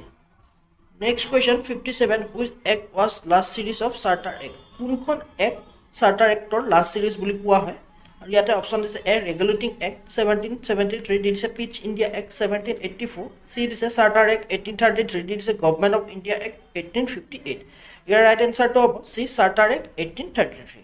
চাৰ্টাৰ এক্ট 1833কে চাৰ্টাৰ এক্টৰ লাষ্ট চিৰিজ বুলি কোৱা হয়। Next question 58 through the which charter act introduce a system of open competition for selection of civil servant. কোনখন চাৰ্টাৰ এক্টৰ জৰিয়তে চিভিল চাৰ্ভেণ্টক অপেন কম্পিটিশ্যনৰ জৰিয়তে চিলেক্ট কৰাৰ প্ৰচেষ্টা হাতত লৈছিল বুলি সুধিছে। এ দিছে ৰেগুলেটিং এক্ট 1773, বি দিছে ইণ্ডিয়া এক্ট 1784, চি দিছে চাৰ্টাৰ এক্ট 1853, দিছে গভৰ্ণমেণ্ট অফ ইণ্ডিয়া এক্ট 1858। ইয়াৰ ৰাইট এনচাৰটো হ'ব charter act 1853। Next question 59 the union power committee of the constitution assembly was chair by. Union power কমিটিৰ constitution এছেম্বলিৰ কোনে chair কৰে বুলি সুধিছে বা চেয়াৰমেন কোন বুলি সুধিছে। এ দিছে চৰ্দাৰ বল্লভভাই পেটেল, বি দিছে ডক্টৰ ৰাজেন্দ্ৰ প্ৰসাদ, চি দিছে জৱাহৰলাল নেহৰু, ডি দিছে জে.বি. কৃপলানী। ইয়াৰ ৰাইট এনচাৰটো হ'ব B doctor Rajendra Prasad. Doctor Rajendra প্ৰসাদে আছিল ইউনিয়ন পাৱাৰ কমিটিৰ chairman. Next question 60 number who among the following was the chairman of provincial constitution committee of the constitution assembly. Constitution এছেম্বলিৰ প্ৰভিন্সিয়েল কনষ্টিটিউশ্যন কমিটিৰ চেয়াৰমেন কোন বুলি সুধিছে। আৰু ইয়াতে অপশ্যনত দিছে এ জৱাহৰলাল নেহৰু, বি দিছে চৰ্দাৰ বল্লভভাই পেটেল, চি দিছে ডক্টৰ আম্বেদকাৰ, আৰু ডি দিছে জে.বি. কৃপলানী। ইয়াৰ ৰাইট এনচাৰটো হ'ব চৰ্দাৰ বল্লভভাই পেটেল। চৰ্দাৰ বল্লভভাই পেটেলে আছিল প্ৰভিন্সিয়েল কনষ্টিটিউশ্যন কমিটিৰ chairman. 61 number question who was the chairman of the rules of procedure committee of the constitution assembly. Constitution এছেম্বলিৰ ৰুল অফ প্ৰচিডিউৰ কমিটিৰ চেয়াৰমেন কোন বুলি সুধিছে। আৰু ইয়াতে অপশ্যন দিছে A doctor B R. Ambedkar, B দিছে জৱাহৰলাল নেহৰু, চি দিছে চৰ্দাৰ বল্লভভাই পেটেল, ডি দিছে ৰাজেন্দ্ৰ প্ৰসাদ। ইয়াৰ ৰাইট এনচাৰটো হ'ব D doctor Rajendra Prasad. Doctor Rajendra প্ৰসাদে আছিল ৰুল অফ প্ৰচিডিউৰ কমিটিৰ চেয়াৰমেন। তাৰোপৰি তেওঁ steering committee, ad hoc committee on the national flag, finance and staff কমিটিৰো চেয়াৰমেন আছিল। তাৰোপৰি ডক্টৰ বি আৰ আম্বেদকাৰ, তেওঁ আছিল ড্ৰাফটিং কমিটিৰ চেয়াৰমেন। জৱাহৰলাল নেহৰু আছিল union power committee, union committee on constitution বা union constitution committee, state committee বা committee for negotiation with states, special committee to examine the draft ইত্যাদি কমিটিৰ তেওঁ চেয়াৰমেন আছিল। চৰ্দাৰ বল্লভভাই পেটেল আছিল provincial constitution committee, advisory committee on fundamental rights, minorities and tribals and excluded area ইত্যাদিৰ তেওঁ chairman আছিল। Next question 62 number, এইটো APSCত আহিছিল। Parakram Diwas was celebrated on birth anniversary of which freedom fighter. Parakram Diwas কোনজন ফ্ৰীডম ফাইটাৰৰ বাৰ্থ এনিভাৰ্চাৰীত বা জন্ম বাৰ্ষিকীত উদযাপন কৰা হয় বুলি সুধিছে। আৰু ইয়াতে অপশ্যনত দিছে এ সুভাষ চন্দ্ৰ বোস, বি দিছে লাল বাহাদুৰ শাস্ত্ৰী, চি দিছে মহাত্মা গান্ধী, ডি দিছে ৰাজবিহাৰী বোস। ইয়াৰ ৰাইট এনচাৰটো হ'ব এ সুভাষ চন্দ্ৰ বোস। সুভাষ চন্দ্ৰ বোসৰে জন্মদিনত বা জন্মদিনটোক পৰাক্ৰম দিৱস হিচাপে চেলিব্ৰেট কৰা হয়। Next question 63 number, from which act crown rule start in India. কোনখন এক্টৰ জৰিয়তে ক্ৰাউন ৰুল বা ৰজাৰ শাসন ষ্টাৰ্ট হৈছিল ইণ্ডিয়াত বুলি সুধিছে। এ দিছে ৰেগুলেটিং এক্ট 1773, বি দিছে পিটছ ইণ্ডিয়া এক্ট 1784, চি দিছে চাৰ্টাৰ এক্ট 1833, ডি দিছে গভৰ্ণমেণ্ট অফ ইণ্ডিয়া এক্ট 1858। ইয়াৰ ৰাইট এনচাৰটো হ'ব গভৰ্ণমেণ্ট অফ ইণ্ডিয়া এক্ট 1858। অৰ্থাৎ চিপাহী বিদ্ৰোহৰ পিছত গভৰ্ণমেণ্ট অফ ইণ্ডিয়া এক্ট আহিছিল আৰু সেইখন এক্টৰ জৰিয়তে ভাৰতবৰ্ষত ক্ৰাউন ৰুলৰ বা ডাইৰেক্ট ব্ৰিটিছ শাসনৰ আৰম্ভণি হৈছিল। তাৰ আগতে কিন্তু কোম্পেনীয়ে শাসন কৰিছিল, ইষ্ট ইণ্ডিয়া কোম্পেনীয়ে। 1858ৰ পিছৰ পৰাহে ডাইৰেক্ট ব্ৰিটিছৰ হাতলৈ ভাৰতখন যায় বা ব্ৰিটিছ চৰকাৰৰ হাতলৈ যায়। Next question 64 number, from the which act new office secretary of state for India was establish. কোনখন এক্টৰ জৰিয়তে ছেক্ৰেটাৰী অফ ষ্টাফৰ নিউ অফিচ খোলা হয় বুলি সুধিছে ইণ্ডিয়াত বা ভাৰতীয়সকলৰ বাবে। এ দিছে ৰেগুলেটিং এক্ট 1773, বি দিছে পিটছ ইণ্ডিয়া এক্ট 1784, চি দিছে চাৰ্টাৰ এক্ট 1833, ডি দিছে গভৰ্ণমেণ্ট অফ ইণ্ডিয়া এক্ট 1858। ইয়াৰ ৰাইট এনচাৰটো হ'ব D government of India act 1858।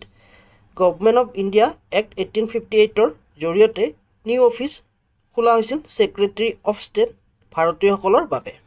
Next question 5 number, it introduce N open competition system of selection and recruitment of civil servant accordingly. কোনখন এক্টৰ জৰিয়তে civil ছাৰ্ভেণ্টসকলক open কম্পিটিশ্যনৰ জৰিয়তে নিযুক্তি দিয়া হৈছিল বুলি সুধিছে। আৰু ইয়াতে অপশ্যনত দিছে এ চাইমন কমিশ্যন, বি দিছে মেকলে কমিটি, চি দিছে মৰ্লে মিণ্টো ৰিফৰ্ম, ডি দিছে মণ্টেগু ক্লেমছফোৰ্ড। ইয়াৰ ৰাইট এনচাৰটো হ'ব বি মেকলে কমিটি। মেকলে কমিটিৰ জৰিয়তে চিভিল ছাৰ্ভেণ্টসকলক অপেন কম্পিটিশ্যনৰ জৰিয়তে চিলেক্ট কৰা হৈছিল আৰু নিয়োগ কৰা হৈছিল। Next question 66 number, from which act first Indian Satyendra Prasad Sinha was appointed viceroy executive council. ভাইচৰয়ৰ এক্সিকিউটিভ কাউন্সিলত প্ৰথমজন ভাৰতীয় সত্যেন্দ্ৰ প্ৰসাদ সিনহাক কোনখন এক্টৰ জৰিয়তে নিয়োগ কৰা হৈছিল বুলি সুধিছে। আৰু ইয়াতে অপশ্যনত আছে A Indian council act 1861, B দিছে ইণ্ডিয়ান কাউন্সিল এক্ট 1892, চি দিছে ইণ্ডিয়ান কাউন্সিল এক্ট 1909, ডি দিছে গভৰ্ণমেণ্ট অফ ইণ্ডিয়া এক্ট 1919। ইয়াৰ ৰাইট এনচাৰটো হ'ব C Indian council act 1909। Indian council act 1909 জৰিয়তেই সত্যেন্দ্ৰ প্ৰসাদক ভাইচৰয়ৰ এক্সিকিউটিভ কাউন্সিলত প্ৰথমজন ভাৰতীয় হিচাপে নিযুক্তি দিয়া হয়। Next question 67 number, which act known as Morley Minto reform. কোনখন এক্টক মৰ্লে মিণ্টো ৰিফৰ্ম বুলি জনা যায় বুলি সুধিছে। আৰু ইয়াতে অপশ্যনত দিছে A Indian council act 1861, B দিছে ইণ্ডিয়ান কাউন্সিল এক্ট 1892, চি দিছে ইণ্ডিয়ান কাউন্সিল এক্ট 1909, ডি দিছে গভৰ্ণমেণ্ট অফ ইণ্ডিয়া এক্ট 1919। ইয়াৰ ৰাইট এনচাৰটো হ'ব C Indian council act 1909। Indian council act 1909ৰ এক্টখনকে মৰ্লে মিণ্টো ৰিফৰ্ম বুলিও জনা যায়। Next question 68 number, which viceroy of India known father of communal electorate. কোনজন ভাইচৰয়ক ইণ্ডিয়াত কমিউনিয়েল ইলেক্টৰেটৰ ফাদাৰ বুলি জনা যায় বুলি সুধিছে। আৰু ইয়াতে অপশ্যনত দিছে এ লৰ্ড কেনিং, বি দিছে লৰ্ড মিণ্টো, চি দিছে লৰ্ড ক্লেমছফোৰ্ড, ডি দিছে লৰ্ড মাউণ্টবেটেন। ইয়াৰ ৰাইট এনচাৰটো হ'ব লৰ্ড মাউণ্টবেটেন। লৰ্ড মাউণ্টবেটেনকে কমিউনিয়েল এৱাৰ্ডৰ বা কমিউনিয়েল ইলেক্টৰেটৰ ফাদাৰ বুলিও জনা যায়। Next question 69 number, which act known as Montagu Chelmsford reform. কোনখন এক্টক মণ্টেগু ক্লেমছফোৰ্ড ৰিফৰ্ম বুলি জনা যায় বুলি সুধিছে। আৰু ইয়াতে অপশ্যনত দিছে ইণ্ডিয়ান কাউন্সিল এক্ট 1861, বি দিছে ইণ্ডিয়ান কাউন্সিল এক্ট 1892, চি দিছে ইণ্ডিয়ান কাউন্সিল এক্ট 1909, ডি দিছে গভৰ্ণমেণ্ট অফ ইণ্ডিয়া এক্ট 1919। ইয়াৰ ৰাইট এনচাৰটো হ'ব D government of India act 1919। Government of India act 1919 চনৰ সেই আইনখনকে মণ্টেগু ক্লেমছফোৰ্ড ৰিফৰ্ম বুলি জনা যায়। Next question 70 number Poona pact sign between which two leader? কোন দুজন লিডাৰৰ মাজত পুনা পেক্ট স্বাক্ষৰিত হৈছিল বুলি সুধিছে। আৰু এই কুৱেশ্যনটো এবাৰ APSCটো আহিছিল, অকণমান বেলেগ ধৰণে আহিছিল। এ দিছে MK Gandhi and BR Ambedkar, B দিছে চৰ্দাৰ বল্লভভাই পেটেল, BR আম্বেদকাৰ, চি দিছে জৱাহৰলাল নেহৰু, BR আম্বেদকাৰ, ডি দিছে ৰাজেন্দ্ৰ প্ৰসাদ, BR আম্বেদকাৰ। ইয়াৰ ৰাইট এনচাৰটো হ'ব MK গান্ধী, BR আম্বেদকাৰ, অৰ্থাৎ এ হ'ব ইয়াৰ ৰাইট এনচাৰ। কিন্তু MK গান্ধীৰ হয় তেওঁৰ পুত্ৰহে স্বাক্ষৰ কৰিছিল, আৰু ইয়াতে সুধিছিল MK গান্ধীৰ হয় কোনে স্বাক্ষৰ কৰিছিল, আৰু তেওঁ হৈছে দেৱদাস গান্ধী। তাৰোপৰি হিন্দুসকলৰ হয় মদন মোহন মালব্যই স্বাক্ষৰ কৰিছিল, আৰু দলিতসকলৰ হয় ডক্টৰ BR আম্বেদকাৰে স্বাক্ষৰ কৰিছিল। Next question 71 number in August 1932 who announce a scheme of representation of minorities বা কমিউনেল এৱাৰ্ড? কোনে 1932 আগষ্টত মাইনৰিটিসকলৰ বাবে ৰিপ্ৰেজেণ্টেশ্যন বা কমিউনেল এৱাৰ্ড ঘোষণা কৰিছিল বুলি সুধিছে। এ দিছে ৰামছে মেকডোনাল্ড, বি দিছে লৰ্ড মাউণ্টবেটেন, চি দিছে লৰ্ড মৰলে, ডি দিছে লৰ্ড মণ্টেগু। ইয়াৰ ৰাইট এনচাৰটো হ'ব এ ৰামছে মেকডোনাল্ড। ৰামছে মেকডোনাল্ডে আগষ্ট 1932 কমিউনেল এৱাৰ্ড মাইনৰিটিসকলৰ বাবে ঘোষণা কৰিছিল। Next question 72 number who was the viceroy of India during the time Indian independent? ভাৰতবৰ্ষৰ স্বাধীনতাৰ সময়ত ভাৰতত কোন আছিল ভাইচৰয় বুলি সুধিছে ইয়াতে, আৰু ইয়াতে অপশ্যনত এ দিছে লৰ্ড মাউণ্টবেটেন, বি দিছে লৰ্ড ক্লেমছফোৰ্ড, চি দিছে লৰ্ড মৰলে, ডি দিছে লৰ্ড মণ্টেগু। ইয়াৰ ৰাইট এনচাৰটো হ'ব এ লৰ্ড মাউণ্টবেটেন। লৰ্ড মাউণ্টবেটেনে আছিল ভাৰতবৰ্ষৰ স্বাধীনতাৰ সময়ত ভাইচৰয়, আৰু তেওঁই শেষৰজন ভাইচৰয় আছিল, আৰু ভাৰতৰ স্বাধীনতাৰ পিছতো প্ৰথমজন গভৰ্ণৰ লৰ্ড মাউণ্টবেটেনে আছিল। Next question 73 number which year India ratified a member of the commonwealth? কমনৱেল্থত কোনটো বৰ্ষত ভাৰতবৰ্ষই মেম্বাৰ হিচাপে ৰেটিফাই কৰিছিল বুলি সুধিছে, আৰু ইয়াতে অপশ্যনত দিছে এ 9 নৱেম্বৰ 1946, বি দিছে 13 ডিচেম্বৰ 1946, চি দিছে 22 জুলাই 1947, ডি দিছে মে 1949। ইয়াৰ ৰাইট এনচাৰটো হ'ব ডি মে 1949। 1949তে ভাৰতবৰ্ষই কমনৱেল্থৰ মেম্বাৰ হিচাপে ৰেটিফাই কৰিছিল। তাৰোপৰি 22 জুলাই 1947 এই ডেটটোতে কনষ্টিটিউশ্যন এছেম্বলিয়ে নেশ্যনেল ফ্লেগখনক এডপ্ট কৰিছিল, যিখন Tiranga. Next question 74 number in which ইয়াৰ doctor Rajendra Prasad was elected as first president of India?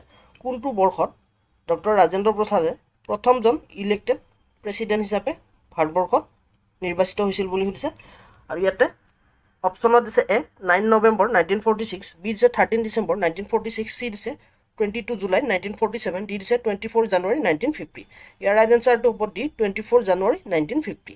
24 জানুৱাৰী 1950 চনতে প্ৰথমজন ব্যক্তি যিজনে ভাৰতৰ প্ৰেছিডেণ্ট হিচাপে নিৰ্বাচিত হৈছিল, আৰু তেওঁ হৈছিল doctor Rajendra Prasad. Next question 75 number what is the symbol in seal of the constitution assembly? Constitution এছেম্বলিৰ চিম্বল চিনটো কি বুলি সুধিছে, বা চিলটোত যিটো চিম্বল আছে সেইটো কি বুলি সুধিছে, আৰু ইয়াতে অপশ্যন এ দিছে এলিফেণ্ট, বি দিছে লায়ন, চি দিছে টাইগাৰ, ডি দিছে হৰ্চেছ। ইয়াৰ ৰাইট এনচাৰটো হ'ব এ এলিফেণ্ট। ভাৰতবৰ্ষৰ সংবিধান সভাৰ যিটো চিল আছে তাৰ চিম্বলটো হৈছে elephant. Next question 76 number the preamble of the Indian constitution is based on the? ভাৰতবৰ্ষৰ সংবিধানৰ প্ৰিএম্বলটো কিহৰ ওপৰত ভিত্তি কৰি প্ৰস্তুত কৰা হৈছিল বুলি সুধিছে। এ দিছে philosophy of Mahatma Gandhi, B দিছে objective resolution draft by Jawaharlal Nehru, C দিছে ইণ্ডিয়ান ইণ্ডিপেণ্ডেন্স এক্ট 1947, ডি দিছে গভৰ্ণমেণ্ট অফ ইণ্ডিয়া এক্ট 1935। ইয়াৰ ৰাইট এনচাৰটো হ'ব B objective resolution draft by Jawaharlal Nehru. Objective resolution যিখন জৱাহৰলাল নেহৰুৱে ড্ৰাফ্ট কৰিছিল আৰু মুভ কৰিছিল, সেইখনৰ ওপৰত ভিত্তি কৰি ভাৰতবৰ্ষৰ প্ৰিএম্বলটো প্ৰস্তুত কৰা হৈছিল। Next question 77 number which of the following words was not originally part of the preamble to the constitution of India? তলত দিয়া অপশ্যনবোৰৰ পৰা কোনটো ভাৰতবৰ্ষৰ অৰিজিনেল কনষ্টিটিউশ্যনৰ পাৰ্ট নাছিল বুলি সুধিছে, আৰু ইয়াতে অপশ্যনত দিছে এ ছভাৰিন, বি দিছে ছ'চিয়েলিষ্ট, চি দিছে ডেম'ক্ৰেটিক, ডি দিছে ৰিপাব্লিক। ইয়াৰ ৰাইট এনচাৰটো হ'ব বি ছ'চিয়েলিষ্ট। ছ'চিয়েলিষ্ট শব্দটোৱে ভাৰতবৰ্ষৰ সংবিধানৰ প্ৰিএম্বলত প্ৰথম অৱস্থান আছিল। ইয়াক 42nd এমেণ্ডমেণ্ট 1976তে এড কৰা হৈছিল।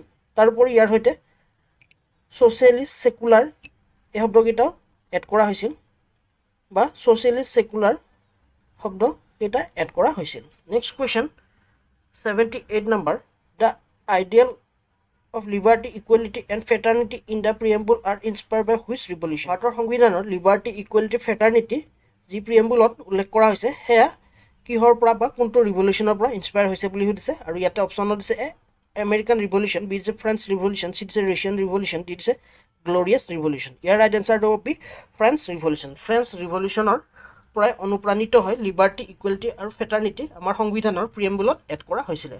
Next question 79 number the preamble to the Indian constitution was amended by which constitution amendment act. ভাৰতবৰ্ষৰ সংবিধানৰ প্ৰিএম্বুলটো কোনটো কনষ্টিটিউশ্যন এমেণ্ডমেণ্ট এক্টৰ জৰিয়তে এমেণ্ড কৰা হৈছিল বুলি সুধিছে আৰু ইয়াতে অপশ্যনত এ দিছে 24th এমেণ্ডমেণ্ট এক্ট, বি দিছে 42nd constitution amendment act, C দিছে 44 Amendment Act, D is a 52 Amendment Act. Here right answer to be 42nd Constitution Amendment Act. যিটো অনা হৈছিল 1976 চনত আৰু ইয়াৰ জৰিয়তে প্ৰিএম্বুলটো এবাৰ বা বৰ্তমানলৈকে এবাৰে ইয়াক সংশোধনী কৰা হৈছে।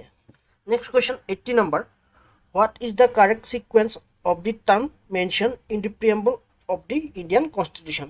তলত দিছে সিকুৱেন্সবোৰ আৰু কোনটো শুদ্ধ বুলি সুধিছে যিটো আমাৰ প্ৰিএম্বুলত মেনশ্যন কৰা হৈছে বা প্ৰিএম্বুলৰ মতে আছে। এ দিছে sovereign democratic socialist secular republic, B দিছে sovereign socialist secular democratic republic, C দিছে sovereign secular socialist democratic republic, D দিছে sovereign republic democratic socialist secular. ইয়াৰ ৰাইট এনসাৰটো B sovereign socialist secular democratic republic. বা আমাৰ সংবিধানত সভাৰেইন তাৰপিছতে সোশ্যালিষ্ট তাৰপিছতে সেকুলাৰ তাৰপিছত ডেমক্ৰেটিক আৰু ৰিপাব্লিক মেনশ্যন কৰা হৈছে, অৰ্থাৎ ইয়াৰ ৰাইট এনসাৰটো হ'ব B. 81 number question. The date 26 November 1949 mentioned in the preamble signifies 26 November 1949 preamble mention কৰা হৈছে। এইটো কিহৰ বাবে গুৰুত্বপূৰ্ণ বুলি সুধিছে। The date of India's independence, B দিছে the date when the constitution was finally adopted, enacted and given to themselves by the people of India, C দিছে the date of commencement of the constitution, D দিছে the date of the first sitting of the constitution assembly. Year right answer to হ'ব B the date when the constitution was finally adopted, enacted and given to themselves by the people of India. অৰ্থাৎ 26 নৱেম্বৰ 1949 আমাৰ সংবিধানখন constitution এছেম্বলিয়ে adopt কৰিছিল। Next question 82 number which of the following type of justice is not mentioned in the preamble of the Indian constitution? ভাৰতবৰ্ষৰ কনষ্টিটিউশ্যনত কেনেকুৱা ধৰণৰ জাষ্টিছৰ বিষয়ে উল্লেখ কৰা হোৱা নাই বুলি সুধিছে ইয়াতে, আৰু ইয়াতে অপশ্যনত দিছে এ ছ'চিয়েল, বি দিছে ইকনমিক, চি দিছে পলিটিকেল, ডি দিছে কালচাৰেল। ইয়াৰ ৰাইট এনচাৰটো হ'ব দি কালচাৰেল। কালচাৰেল জাষ্টিছৰ বিষয়ে আমাৰ সংবিধানৰ প্ৰিএম্বুলত উল্লেখ কৰা হোৱা নাই। আমাৰ সংবিধানৰ প্ৰিএম্বুলত উল্লেখ কৰা হৈছে ছ'চিয়েল, পলিটিকেল আৰু ইকনমিকেল জাষ্টিছৰ বিষয়ে। Next question 83 number the phrase with the people of India in the preamble emphasize that the ultimate sovereignty lie with the. আমাৰ সংবিধানত with the people of India mention কৰা হৈছে আৰু এই উইথ দ্য পিপুল অফ ইণ্ডিয়াই ভাৰতবৰ্ষৰ সাৰ্বভৌমত্ব কিহৰ ওপৰত নিৰ্ভৰ বা ভিত্তি বুলি সুধিছে ইয়াতে, আৰু ইয়াতে অপশ্যন এ দিছে পাৰ্লিয়ামেণ্ট অফ ইণ্ডিয়া, বি দিছে প্ৰেচিডেণ্ট অফ ইণ্ডিয়া, চি দিছে পিপুল অফ ইণ্ডিয়া, ডি দিছে সুপ্ৰিম কোৰ্ট অফ ইণ্ডিয়া। ইয়াৰ ৰাইট এনচাৰটো হ'ব চি পিপুল অফ ইণ্ডিয়া। আমাৰ সংবিধানৰ উইথ দ্য পিপুল অফ ইণ্ডিয়াই ভাৰতৰ সাৰ্বভৌমত্বৰ কথা কোৱা হৈছে আৰু ইয়াতে সাৰ্বভৌমত্বৰ মেইন অধিকাৰ পিপুল অফ ইণ্ডিয়াক দিয়া হৈছে। Next question 84 number in which landmark case did the Supreme Court hold that the preamble is a part of the constitution and can be amended subject to the basic structure doctrine? তলত mention কৰিছে cash কেইটামান আৰু ইয়াতে সুধিছে কোনটো কেছৰ জৰিয়তে প্ৰিএম্বলটো কনষ্টিটিউশ্যনৰ part হয় বুলি কোৱা হৈছে আৰু যাক এমেণ্ডমেণ্টৰ জৰিয়তে শুধৰণি আনিব পাৰি। ইয়াতে এ অপশ্যন দিছে A K Gopalan versus state of Madras, B দিছে বিৰুবাৰী ইউনিয়ন কেছ, চি দিছে Kesavananda Bharati versus state of Kerala, D দিছে Minerva Mills versus union of India. ইয়াৰ ৰাইট এনচাৰটো হ'ব C Kesavananda Bharati versus state of Kerala. এই Kesavananda Bharati versus state of Kerala যিটো কেছ আহিছিল 1973, এই কেছটোৰ জৰিয়তে প্ৰিএম্বুলক কনষ্টিটিউশ্যনৰ পাৰ্ট হিচাপে ঘোষণা কৰা হৈছিল আৰু ইয়াক এমেণ্ডমেণ্টৰ জৰিয়তে শুধৰণিও কৰিব পাৰি বুলি উল্লেখ কৰিছিল। তাৰোপৰি অপশ্যন বি দিছে বিৰুবাৰী ইউনিয়ন কেছ। এই বিৰুবাৰী ইউনিয়ন কেছৰ জৰিয়তে প্ৰিএম্বুলক কনষ্টিটিউশ্যনৰ পাৰ্ট নহয় বুলি জাজমেণ্ট দিছিলে। Next question 85 number the term republic in the preamble of the Indian constitution implies that. ভাৰতবৰ্ষৰ সংবিধানৰ ৰিপাব্লিক শব্দটোৱে কি সূচায় বুলি সুধিছে। এ দিছে India has hereditary head of state, B দিছে India has an elected head of state, C দিছে India has a parliamentary form of government, D দিছে India is a sovereign nation. ইয়াৰ ৰাইট এনচাৰটো হ'ব B India has an elected head of state. ভাৰতবৰ্ষৰ ৰাষ্ট্ৰৰ প্ৰধানজন নিৰ্বাচিত next question 86 number the preamble of the Indian constitution declares India as a secular state this means ভাৰতবৰ্ষৰ সংবিধানত প্ৰিএম্বুলত যি সেকুলাৰ শব্দ আছে সেই শব্দই কি সূচায় বুলি সুধিছে বা তাৰ অৰ্থ কি বুলি সুধিছে আৰু ইয়াতে অপশ্যন এ দিছে the state has no' religion of its own B দিছে the state treat all religion equally C দিছে citizens are free to profess practice and propagate any religion D দিছে অল অফ দ্য এবভ ইয়াৰ right এনচাৰটো হ'ব all of the above ভাৰতবৰ্ষৰ কোনো ৰাষ্ট্ৰীয় বা দেশৰ কোনো পাৰ্টিকুলাৰ ৰিলিজন নাই আৰু ইয়াতে সকলো ধৰ্মকে ইকুৱেলি ট্ৰিট কৰা হয় আৰু ইয়াতে বা ভাৰতবৰ্ষৰ সকলো চিটিজেনে নিজৰ পচন্দ মতে ধৰ্ম পালন কৰিব পাৰে প্ৰসাৰ কৰিব পাৰে বা প্ৰেক্টিছ কৰিব পাৰে চ' সেয়েহে ইয়াৰ ৰাইট এনচাৰটো হ'ব অল অফ দি এবভ ইয়াতে অপশ্যনটো লিখোঁতে ভুল হৈ থাকিল অপশ্যনটো হ'ব D next question 87 number which of the following element is not consider a part of the basic structure of the Indian constitution enunciated by the supreme court it is a Republican and democratic form of government, which is a secular character of the constitution. C is a system of government. This is a right to property. At the right answer to what the right to property. Right to property, our constitution basic structure of nai Republican and democratic form of government বিষয়ে উল্লেখ কৰা হৈছে secular characteristic বিষয়ে উল্লেখ কৰা হৈছে আৰু system of government বিষয়ে উল্লেখ কৰা হৈছে basic structure right to property উল্লেখ কৰা হোৱা নাই আৰু এই ৰাইট টু প্ৰপাৰ্টি ফাণ্ডামেণ্টেল ৰাইটছো নহয় ৰাইট টু প্ৰপাৰ্টি প্ৰথম অৱস্থাত ফাণ্ডামেণ্টেল ৰাইটছতে আছিল কিন্তু পিছলৈ ইয়াক ফাণ্ডামেণ্টেল ৰাইটছৰ পৰা আঁতৰাই দিয়া হয় আৰু ইয়াক 301 অন্তৰ্ভুক্ত কৰা হয় কনষ্টিটিউশ্যনৰ next question 88 number all the preamble of the Indian constitution aim to secure to all its citizen 1 social economic political 2 is a liberty of thought expression belief faith and worship 3 is a equality of status and opportunity 4 is a fraternity assuring the dignity of the individual and the unity and integrity of the nation yet option is a which of statement are correct as per preamble a is a 1 and 2 only b is a 1 2 and 3 only c is a 2 3 and 4 only d is a 1 2 3 and 4 only your right answer to what the 1 2 3 and 4 only next question 89 number the concept of fraternity in the preamble aim to assure our constitutional the preamble আছে তাতে fraternity শব্দটো অন্তৰ্ভুক্ত কৰাৰ কাৰণটো কি বুলি হৈছে ইয়াতে অপচন আছে A equality of status and opportunity B দিছে freedom of thought expression belief faith and worship c দিছে the dignity of the individual and the unity and integrity of the nation d দিছে justice and economic justice year right answer টো হ'ব C. Dignity of the individual and the unity and integrity of the nation. Next question 19 number. The preamble of our constitution is of extreme importance and the constitution should be read and interpreted in the light of the grand and the novel vision expressed in the preamble. This statement was made by the Supreme Court in it was a statement আৰু এই statement to Supreme Court কেতিয়া দিছিল বুলি সুধিছে A দিছে Golaknath cash B দিছে Berubari union case C দিছে Kesavananda Bharati case D দিছে এছ আৰ বুমাই কেছ ইয়াৰ ৰাইট এনচাৰটো হ'ব চি কেশৱানন্দ ভাৰতী কেছ কেশৱানন্দ ভাৰতী কেছতে সুপ্ৰিম কোৰ্টে কৈছিল যে প্ৰিএম্বলটো আমাৰ কনষ্টিটিউশ্যনৰ পাৰ্ট হয় আৰু এই সংবিধানখনৰ নোবেল ভিজন এটি সংক্ষিপ্ত ৰূপ বুলি উল্লেখ কৰিছিল আৰু এই কেশৱানন্দ ভাৰতী কেছটো 1973 চনত আহিছে next question 91 number the term fraternity in the preamble means a sense of common brotherhood to promote It is a religious harmony, it is a social equality, it is a dignity of the individual and unity and integrity of the nation. It is a economic development. Your right answer to C. Dignity of the individual and unity and integrity of the nation. Next question, 92 number. Which of the following is true regarding the preamble of the Indian Constitution? ভাৰতবৰ্ষৰ সংবিধানৰ preamble কোনটো শুদ্ধ বুলি দিছে it is a source of power to the legislature. B is it is a part of the constitution and can be amended by the parliament but its basic structure cannot be altered. C is it is not enforceable in any court of law. D is both B and C. Your right answer to both B and C. ইয়াতে দিয়া অপচনৰ ভিতৰত B আৰু C টো শুদ্ধ প্ৰিএম্বল সংবিধানৰ part হয় আৰু ইয়াত এমেণ্ডমেণ্টৰ জৰিয়তে শুধৰণি কৰিব পাৰি বা সংশোধনী আনিব পাৰি কিন্তু বেচিক ষ্ট্ৰাকচাৰ চেঞ্জ কৰিব নোৱাৰি তাৰোপৰি ইয়াক কোনো ল'ৰ জৰিয়তে ইমপ্লিমেণ্ট কৰিব নোৱাৰি সেয়েহে ইয়াত ৰাইট এনচাৰটো হ'ব D both B and C. Next question 93 number.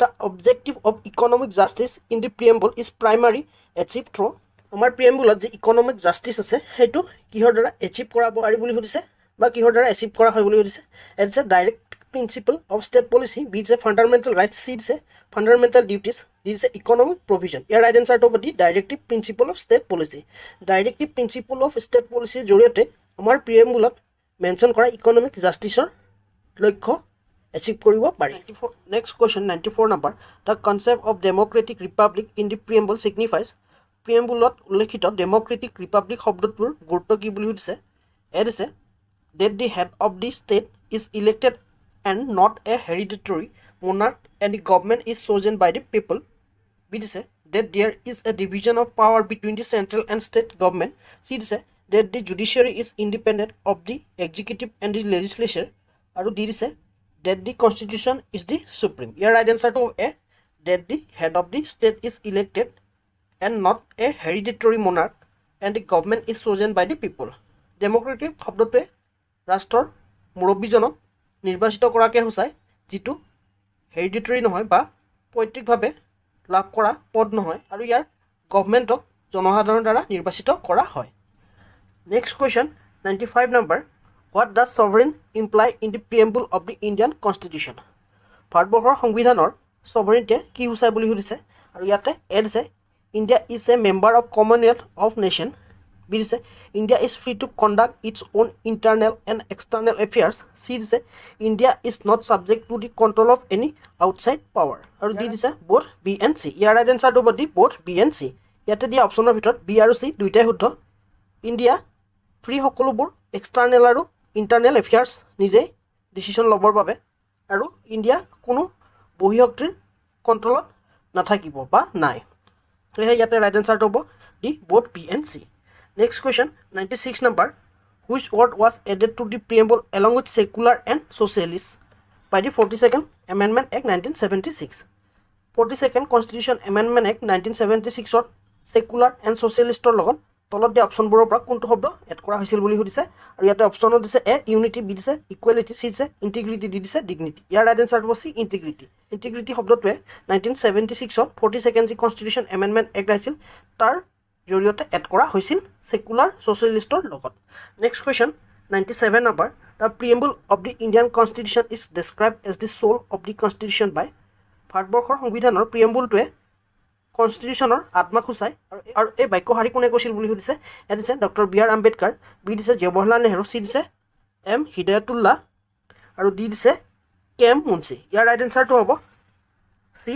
M হিদায়তুল্লাহে কৈছিলে প্ৰিএম্বুলক চল অফ দি কনষ্টিটিউশ্যন তাৰোপৰি ডক্টৰ বি আৰ আম্বেদকাৰে কৈছিলে আৰ্টিকল 32ক heart of the Indian constitution মনত ৰাখিব ডক্টৰ বি আৰ আম্বেদকাৰে অকল আৰ্টিকল 32কহে কৈছিলে next question 98 number which of the following statement is incorrect about the preamble of Indian constitution তলত দিয়া অপশ্যনবোৰৰ ভিতৰত কোনটো ইনকাৰেক্ট বুলি সুধিছে ভাৰতবৰ্ষৰ প্ৰিএম্বলৰ ওপৰত এড আছে it is based on the objective resolution বিট আছে it specify the date of adoption of the constitution c say it is enforceable in a court of law d say it has been amended only once yare right answer to hobo c it is enforceable in a court of law yate incorrect hodise aru incorrect to hoise c karon amar সংবিধানৰ প্ৰিএম্বলটো কোনো লৰ দ্বাৰা ইয়াত implement কৰিব পৰা নাযায় ইয়াতে এই অপশ্যন আছে এইটো শুদ্ধ কাৰণ আমাৰ প্ৰিএম্বলটো অবজেক্টিভ ৰিজলিউশ্যনৰ ওপৰত ভিত্তি কৰি প্ৰস্তুত কৰা হৈছিল আৰু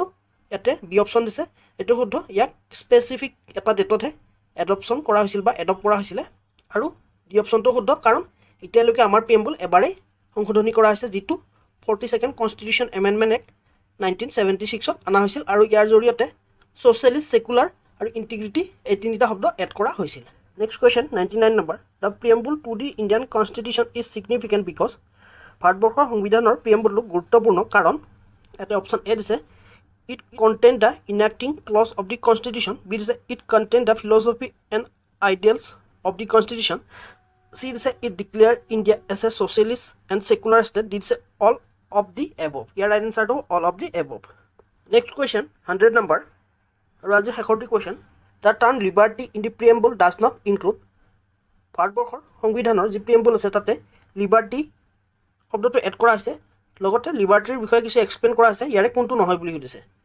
এ অপশ্যন আছে লিবাৰ্টি অফ থট বি দিছে লিবাৰ্টি অফ এক্সপ্ৰেছন চি দিছে liberty of economic activity D দিছে লিবাৰ্টি অফ ৱৰ্শ্বিপ ইয়াৰ ৰাইট এনচাৰটো হ'ব C liberty of economic activity এইটোৱে লিবাৰ্টিৰ সৈতে এড কৰা হোৱা নাছিল বাকী liberty of thought expression worship belief এইকেইটা এড কৰা হৈছিল ইয়াতে দিয়া অপশ্যন চিটো লিবাৰ্টি অফ ইকনমিক এক্টিভিটি এইটো লিবাৰ্টিৰ সৈতে এড কৰা হোৱা নাছিল সেয়েহে আমাৰ ৰাইট এনচাৰটো হ'ব চি চ' আজিলৈ আশা কৰোঁ মোৰ ভিডিঅ'টিৰ জৰিয়তে আপোনালোকে উপকৃত হ'ব যদি ভিডিঅ'টি ভাল লাগিছে লাইক কৰিব কিবা আপগ্ৰেড কৰিবলগীয়া থাকিলে মোক কমেণ্ট কৰি জনাব পাৰে তদুপৰি যোৱাৰ আগতে চেনেলটো ছাবস্ক্ৰাইব কৰিবলৈ নাপাহৰিব আৰু আপোনালোকৰ বন্ধু বান্ধৱীৰ মাজতো চেনেলটো শ্বেয়াৰ কৰিবলৈ নাপাহৰিব আজিলৈ পুনৰ এটি নতুন ভিডিঅ'লৈ অতি শীঘ্ৰে লগ পোৱাৰ প্ৰতিশ্ৰুতিৰে আজিলৈ ধন্যবাদ